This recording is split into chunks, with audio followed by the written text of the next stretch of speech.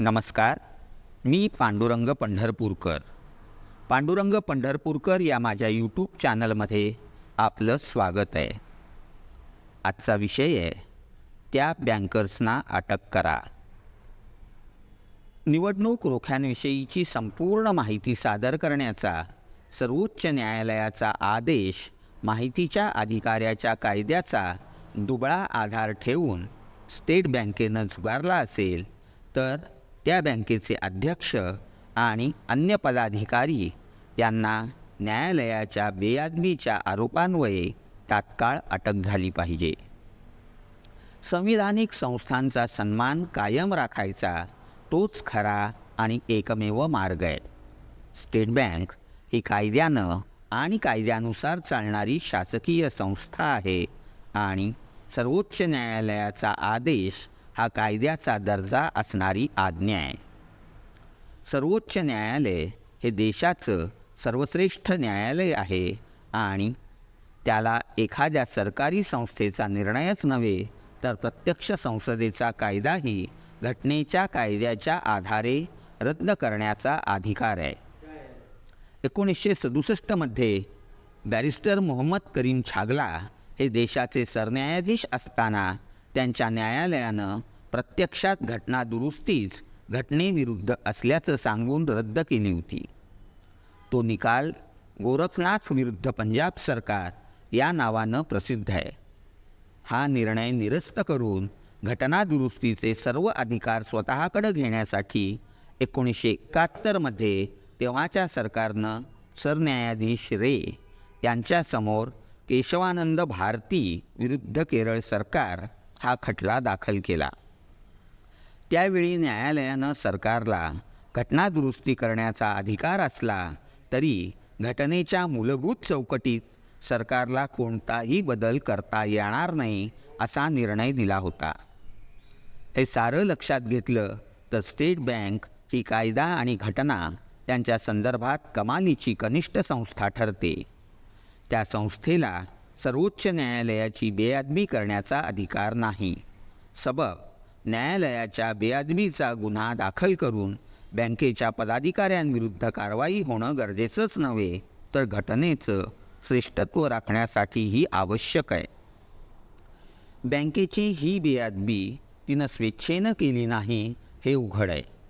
या निवडणूक रोख्यातनं सत्तारूढ पक्षानं कोट्यवधी रुपयांचा निवडणूक फंड गोळा केला हे आता उघड झालं आहे.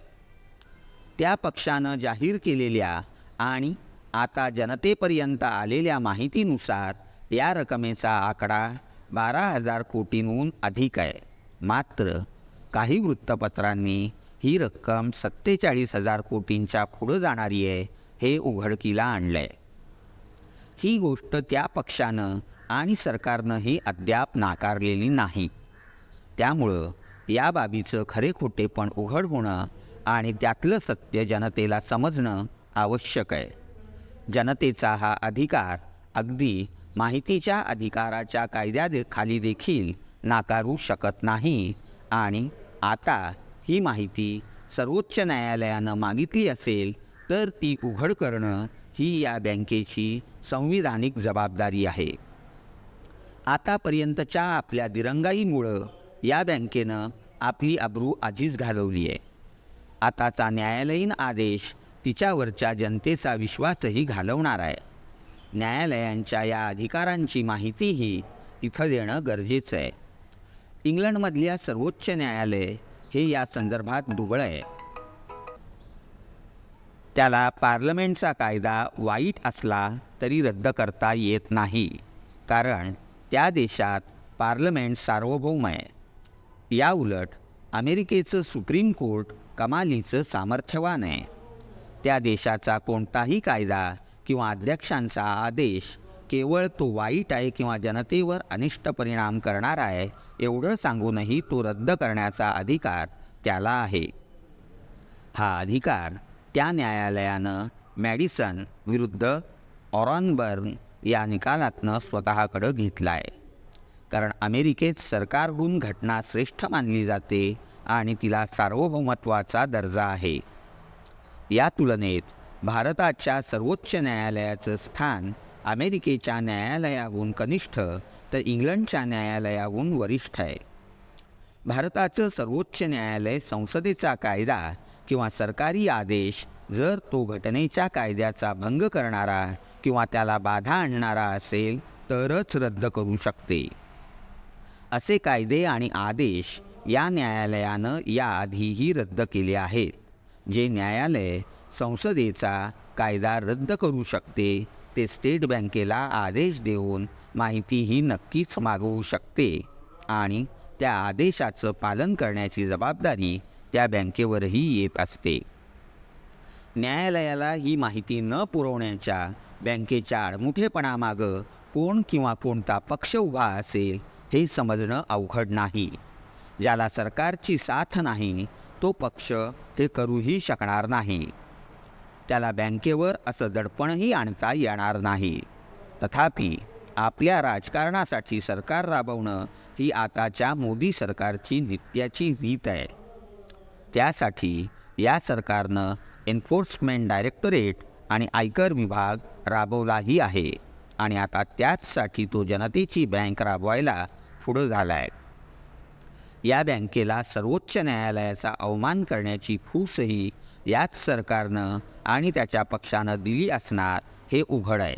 मात्र ही घटना देशाच्या आणि जनतेचा सर्वात मोठा अपराध करणारी आणि विश्वासघाताची आहे.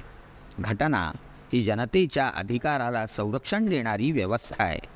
ती व्यवस्था एखादी बँक, पक्ष किंवा सरकार मोडीत काढत असेल तर तो संविधानिक लोकशाहीचा आणि संविधानकारांच्याही बेअदबीचा मोठा अपराध ठरणार आहे.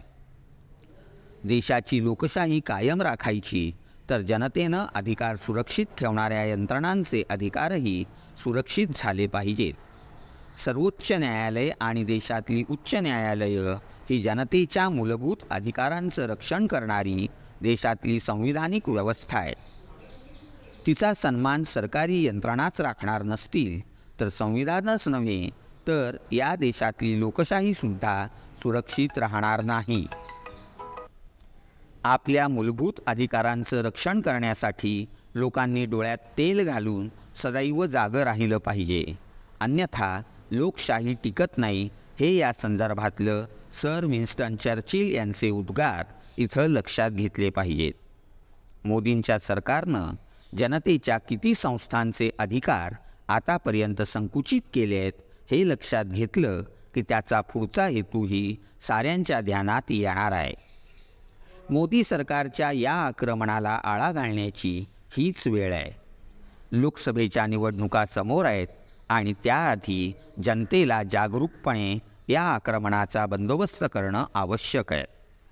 तसं करण्याची बुद्धी देशातल्या सर्व राजकीय पक्षांना, सामाजिक संघटनांना, कायद्याच्या आणि प्रशासनाच्या संघटनांना व्हावी हीच त्यांना पांडुरंगाची विनंती आहे. कळावे आपला पांडुरंग. आपल्याला हे विवेचन कसं वाटलं ते मला कमेंट करून कळवा. आवडल्यास लाईक, शेअर आणि सबस्क्राईब करा. धन्यवाद.